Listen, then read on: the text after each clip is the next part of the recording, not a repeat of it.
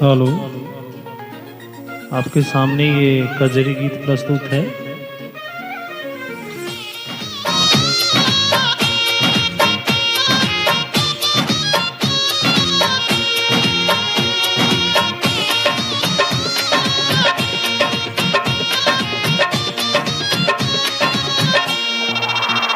कौने बदरा से कजरा चुरौलू,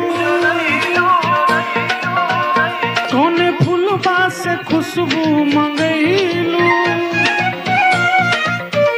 कौने बदरा से कजरा चुरैलू, कौने फूलबा से खुशबू मंगैलू। ये धानी किए हो धानी जिया छछना बेला छागल नथुनिया पागल कैले बा। किए हो धानी जिया छछना बेला छागल नथुनिया पागल कैले बा।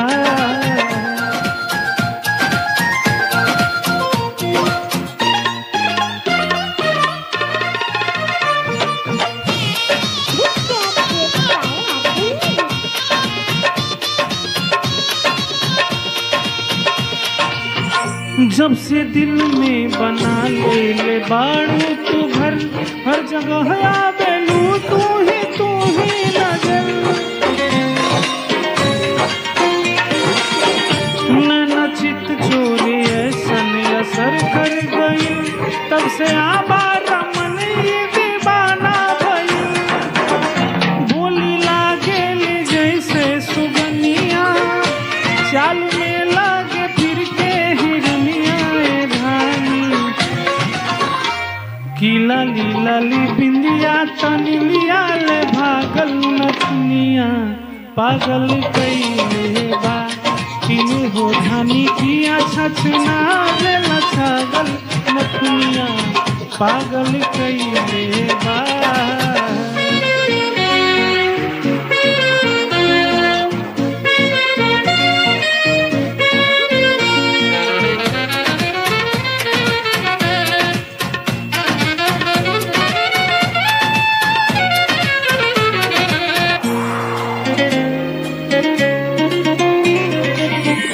करधनी जब कमर में झमक जाला हो के बेकाबू मन सनक जाला हो।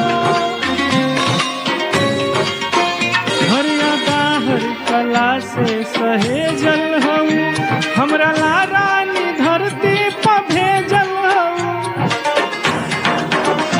ई इमारत के भगवान गढ़ले, कोनो कमी कसर नहीं छोड़ले।